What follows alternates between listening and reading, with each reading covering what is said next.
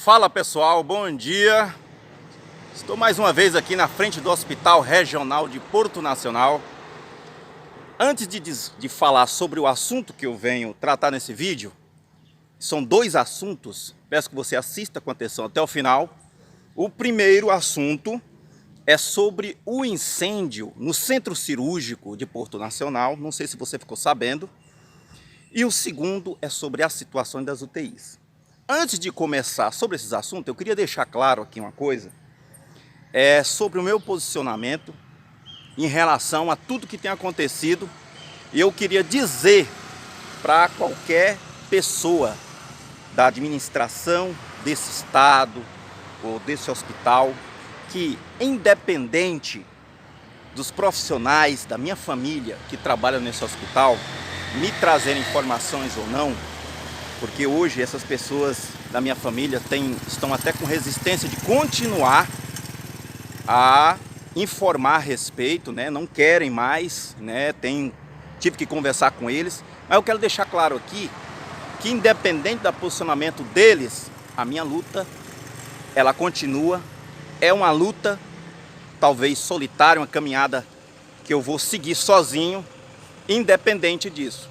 Porque, infelizmente, nós estamos num estado onde a mordaça e a perseguição, ela acontece tanto com aqueles que são contratos, quanto aqueles que são concursados, né? Mas eu não tenho nenhuma ligação profissional com a área da saúde, continuarei a minha luta. Feito essas observações, vamos ao que interessa. Gente, à frente do Hospital Regional de Porto Nacional, ela engana bem. Tem uma certa aparência, né, que oculta muitos problemas na estrutura arcaica, né, obsoleta, que já passa de alguns anos, vamos dizer assim, de décadas, porque esse hospital, a estrutura dele é da década de 70. E os parlamentares que representam essa cidade estão pouco ligando, juntamente com o vice-governador, que se diz dessa cidade, estão pouco se importando para a estrutura desse hospital. Na sexta-feira passada, de sexta para sábado, ocorreu mais uma vez um problema aqui no Centro Cirúrgico de Porto Nacional. Já tinha acontecido antes um incêndio com um autoclave, né, que é um equipamento que exige um pouco mais de quantidade de energia, puxa mais, e a estrutura aqui desse hospital é cheia de gambiarras, né, cheio de jeitinhos, né, para o funcionamento. Não cabe nenhuma surpresa, uma vez que as instalações é como eu falei para vocês aqui. Enfim, já tinha acontecido alguns problemas e de sexta para sábado, mais uma vez teve um incidente, um incêndio, né, um início de incêndio lá, e uma correria muito grande de profissionais para lá, para cá. E pasmem, no meio disso tudo tinha um paciente que estava sedado, nada sabia, pós-operatório. Imagine só que situação, os profissionais correndo para salvar suas vidas, né, resolver a questão do incêndio, e esse paciente poderia vir a óbito carbonizado, que Deus o livre. Vocês lembram daquela boate lá no Rio Grande do Sul, que aconteceu algo semelhante? Pois é, o hospital aqui está correndo risco de qualquer momento passar por essas situações. Hoje eu não sei se já houve adequações, se já houve mudanças, porque o Centro Cirúrgico de Porto Nacional, pasmem, não tem autorização, não tem licença do Corpo de Bombeiros para funcionamento. Você já viu uma coisa dessa? E eu te pergunto, como que um centro cirúrgico de um hospital da quarta maior cidade do estado funciona há tanto tempo sem uma licença?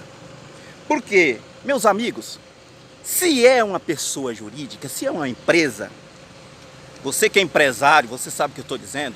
Se você está irregular e o Corpo de Bombeiros chegar aí, você será notificado, você terá o prazo para fazer adequações e muitas vezes nesse prazo é dado, você já é dependendo do problema, as portas já são fechadas. Então, a pergunta que eu deixo: como que um hospital regional de Porto Nacional, um centro cirúrgico sem licença para funcionamento, funciona às escondidas, correndo risco de pessoas perderem a vida, profissionais e pacientes? Gente, quando a gente fala que o governo do estado, os parlamentares dessa cidade estão pouco ligando para a situação de Porto Nacional, vocês não levam a sério. O próximo ano é ano realmente de vocês tomarem decisões se vocês vão continuar com essas questões, com a falta, sabe, de estrutura, com um hospital que precisa de novas estruturas. Nem sequer uma reforma tem sido contemplada. Esse hospital hoje ele precisa de nova estrutura, porque as atuais estruturas não resolvem mais a demanda, não resolvem mais as necessidades. Vamos ao segundo assunto, que é a questão das UTIs. Eu falei que eu vinha por algum tempo acompanhando, e iria acompanhar até o final desse contrato, que se encerra agora em setembro, dia 29, com a empresa responsável pela administração das UTIs. Mas eu queria dizer para vocês o seguinte: pasmem com o que eu vou dizer mais uma vez. As UTIs de Porto Nacional, elas, até onde eu tenho conhecimento, elas não irão continuar em virtude da ausência de repasses do governo estadual para a empresa que administra essas UTIs. Durante esse período do contrato, já houve várias situações, como ausência de medicamentos, e que a empresa teve que recorrer ao estoque de medicamentos do hospital, né? Uma vez que no contrato, o governo do estado de Tocantins, os milhões que estão lá no contrato, contemplam toda a responsabilidade da empresa junto às UTIs. Agora, além desses problemas, os repasses não foram, o governo não está repassando, e em virtude disso, isso segundo as informações que eu tenho, em virtude disso, a empresa está encerrando o contrato com o governo do estado. Então, eu já convido a população a ligar o sinal de alerta, porque lá atrás, o governo do estado de Tocantins, quando a população foi para a rua, se posicionou, exigindo que a quarta cidade maior do estado de Tocantins, com um hospital que é referência, sempre foi referência no antigo norte de Goiás, exigiu que essas UTIs viessem. Só depois de muita luta é que elas vieram.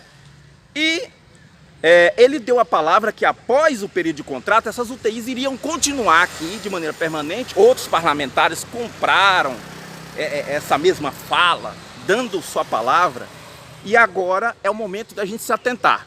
E vamos continuar observando. Porque eu vou dizer uma coisa aqui, senhor governador. O senhor vice-governador também, que se diz dessa cidade aqui, que é bom para vir na cidade aqui, tirar foto na frente da catedral, fazer aquela fotozinha bonita, dizendo que daqui, mas que na hora realmente de ter ações dignas de um portuense, realmente não tem feito o seu papel. Assim como os parlamentares que representam a cidade. Eu quero dizer uma coisa para vocês aqui. Se vocês acham que essas UTIs vão ser retiradas daqui na calada da noite, vocês podem até fazer isso. Vocês se preparem. Vocês se preparem, porque a vida de vocês vai virar um inferno. Vocês não sabem com quem estão mexendo. Vocês estão mexendo com a população, vocês estão mexendo com o cidadão que tem sangue no olho para ir à luta. Essas UTIs, elas não vão sair daqui. E se saírem, vocês podem se preparar que algo nunca visto nesse estado irá acontecer. Que vai servir de lição para os demais parlamentares e governo do estado que virão entender o seu papel e a sua responsabilidade diante da população. Quero dizer aqui, mais uma vez, o meu respeito aos profissionais de saúde que trabalham de maneira precária, vergonhosa, de maneira humilhante, com a mordaça, com a censura, sem o direito de falar a verdade, porque são ameaçados de ser tirado o direito de dar os seus plantões, como muitos profissionais que trabalham na empresa responsável pelas UTIs e que, no momento que foram, algumas delas, quando foram em alguns veículos de comunicação, sofreram penalidades sendo retiradas o direito de dar os seus plantões. Porque é mais interessante a aparência mentirosa, inescrupulosa desses que estão administrando esse Estado e essa saúde precária, entendeu? Então, para eles é muito mais interessante punir, afastar essas pessoas.